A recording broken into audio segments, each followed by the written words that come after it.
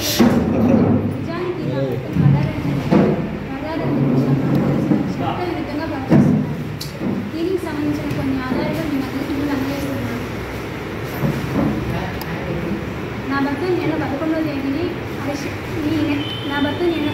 తేదీన పోలీసు వారు అదుపులో తీసుకున్నారని స్వయంగా డిఐజీ గారే చెప్పారు. ఇది పూర్తిగా అబద్ధం. కోర్టు రిమాండ్ రిపోర్ట్లో కూడా డిఐజీ గారు ఇదే చెప్పారు. ఇది ఖచ్చితంగా పూర్తిగా అబద్ధం అండి అని నేను ఎలా చెప్తానని మీకు అనుమానం రావచ్చు. నేను స్వయంగా వెళ్ళి కర్నూలు జిల్లా పుట్టూరు రోడ్రాజా వద్ద నా భర్త కర్నూలు కడపకు వస్తుండగా కర్నూలు జిల్లా పుట్టూరు రోడ్రాజా వద్ద AP 04BK 4055 అనే కారులో వస్తుండగా పోలీసులు అడ్డుకొని అదుపులోకి తీసుకున్నారు. ఆ వీడియోలో మేము ఉంచుతున్నాం. నవంబర్ 8వ తేదీ తారీఖున అదుపులోకి తీసుకున్నారు. నవంబర్ 12వ తేదీన మేజిస్ట్రేట్ గారి ముందు హాజరుపరిచారు. ఈ 3 రోజులు నా భర్తను చిత్రహింసలు గురి చేశారు. ఈ 3.5 రోజుల పాటు నా భర్తను చిత్రహింసలు గురి చేసి తప్పుడు వాంగ్మూలం తీసుకొని నా భర్తను చాలా చిత్రహింసలు గురి చేసి తప్పుడు వాంగ్మూలం తీసుకొని వాళ్ళకు అనుగుణంగా డిఐజీ గారు వాంగ్మూలం తీసుకున్నారండి.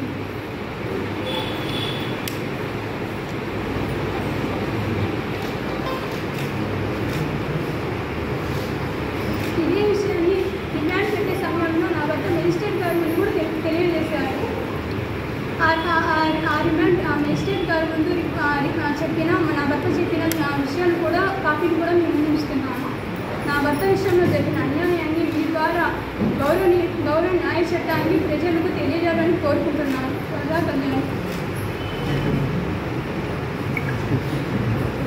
వాళ్ళు కూడా చెప్పారు. నేను తర్వాత ఇంత జరిగిన తర్వాత వాళ్ళ దగ్గరికి వెళ్తే వాళ్ళు కూడా చెప్పారు, మమ్మల్ని కర్నూలు కోర్టు దగ్గర తీసుకున్నారు. మమ్మల్ని తీసుకునేటప్పుడు కూడా వర్రారెడ్డి ఎవరనేది కూడా పోలీసులకు తెలియదండి. మా వారి అక్షేత్రం కూడా ఎవరనేది వీళ్ళు అక్కడ నిలిపి ముగ్గురిని ఫోటోలు తీసుకొని నా భర్తని వాళ్ళ సెల్లుల్లో అందరికీ వాళ్ళ పోలీస్ అధికారులను అందరికీ పంపించుకొని నా వర్రారెడ్డి అని కన్ఫర్మ్ చేసిన తర్వాత కర్నూలు పుల్లూరు కోర్టుల దగ్గర అరెస్ట్ చేసి అక్కడి నుంచి మార్కాపురం తీసుకెళ్లారండి. మార్కాపురం అది వీళ్ళు ఎలా చెప్తున్నారంటే వీళ్ళకి కొంచెం దూరం వరకు ఏమి కవర్ చేయకుండా తీసుకెళ్ళారు. అక్కడ తీసుకెళ్ళాక కొంచెం వీళ్ళకి తెలిసిపోద్ది మనం ఎక్కడ తీసుకెళ్తే విషయం తెలిసిపోద్ది అనే తర్వాత ముగ్గురికి మాస్కులు వేసి తీసుకెళ్ళి అక్కడిక్కడ చాలా చోట్ల తిప్పారంటే ఎక్కడనేది వాళ్ళకి కూడా అడిగలేదు. తీసుకెళ్ళిన రోజు అది ఫ్రైడే సాటర్డే తీసుకెళ్ళిన రోజు మాత్రం మైండ్ చాలా చిత్రహింసలు పెట్టారండి. పక్కన మా వారితో పాటు ఉన్న ఇద్దరు వాళ్ళ ఫ్రెండ్స్ చెప్తున్నారు, మీ వర్ణాన్ని కొడుతుంటే ఎక్కడ వాడు చచ్చిపోతాడు అన్నట్టుగా మేము భయపడాలమ్మా, అలా హింసించాడు రవి అని వాళ్ళే స్వయంగా చెప్తున్నారండి.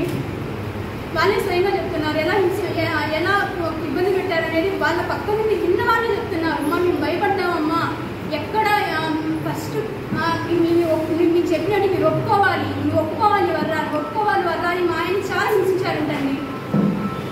మా ఆయన నేను ఒప్పుకోను సార్, నేను చెప్పను, మీరు చెప్పేది నా ప్రకారం నేను చేసినట్టుగా ఒప్పుకుంటాను, కానీ నేను చెప్పనంటే నువ్వు ఒప్పుకోవాలని కొట్టారంట. చాలా చిత్రహింస పెట్టారంట.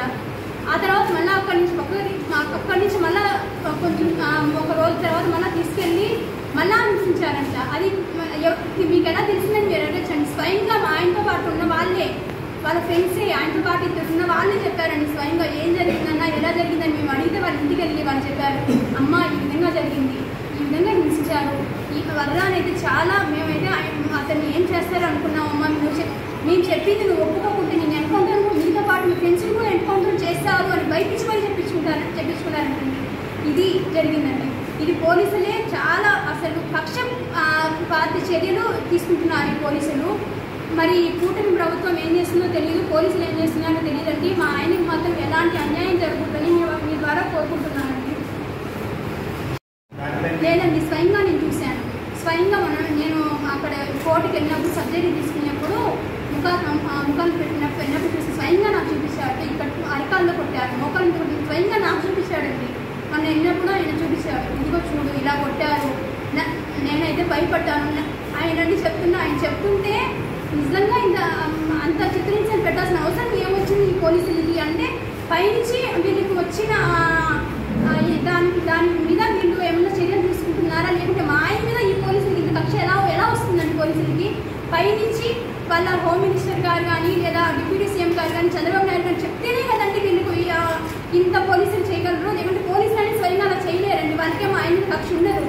వాళ్ళు పైనుంచి వచ్చిన ప్రెషర్ వల్ల మా ఆయన స్టూడెంట్స్ పెడుతున్నారు. ఇప్పటికి కూడా అక్కడిక్కడ తిప్పుతున్నారండి మా ఆయన్ని. ఎక్కడ తీసుకెళ్తారో, ఎన్ని కేసులు పెడతారో ఇప్పటి నుంచి అని మాకు భయం వేస్తుందండి. ఎన్ని కేసులు పెడతారో, ఏం చేస్తారో, ఏమవుతుందో అని కూడా తెలియట్లేదు. మీడియాలో మీ ద్వారా ఏదైనా కొంచెం న్యాయం జరుగుతుందని మీ ద్వారా మీకు కోరుకుంటున్నానండి. ఈ న్యాయపరంగా మేము ఎంత దాకానే వెళ్తాము. మీరు చేస్తున్నారు, ఇది తప్పు అని దానివల్ల ఈ మీద కక్ష పెట్టుకున్నారండి. అంటే ఇంకేం లేదు.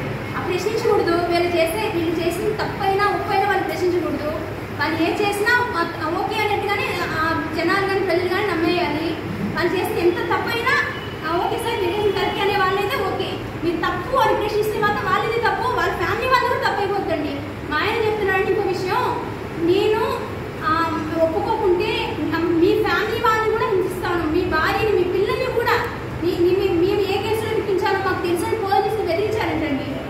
ఇంకా చూడండి మేము ఏమనుకోవాలి పోలీసుల గురించి. ఫేస్బుక్ మా ఆయన ఫ్రెండ్స్ నేను ఫాలో అవుతాను. మా ఆయన పెట్టలేదు. మా ఆయన అకౌంట్ని దాదాపు 18 ఫేక్ అకౌంట్లతో ఉదయభూషణ్ అనే అతను 18 ఫేక్ అకౌంట్లతో ఈయన ఐడి ద్వారా లాగిన్ అయ్యి ఇవన్నీ చేశాడండి. అది కూడా తెలుసు, వాళ్ళకి తెలుసు ఎవరైతే ఇలా చేశారనేది టీడీపీ ప్రభుత్వానికి కూడా తెలుసు. కానీ వాళ్ళు ఒప్పుకోరు. ఎందుకంటే